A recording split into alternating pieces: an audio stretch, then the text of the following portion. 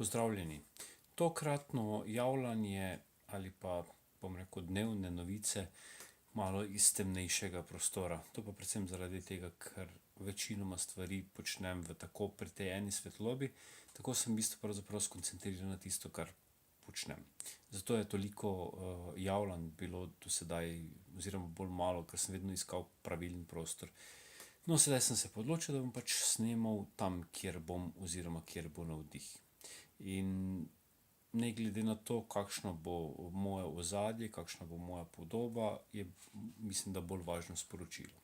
No, in današnja misel govori, iz knjige Modrosti seveda: vsaka težava ima rešitev, tam, kjer se je začela. Več kot 20 let se ukvarjam z reševanjem predvsem drugih težav, svojih pa že 45 let.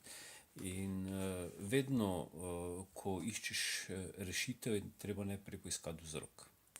In ko najdeš tisti pravi začetek, je pravzaprav vse ostalo potem že odveč.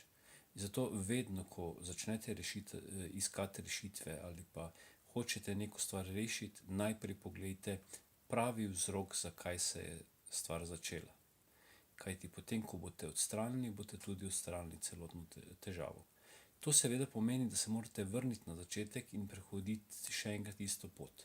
Vkolikor ne, boste ponavljali vedno eno in isto napako.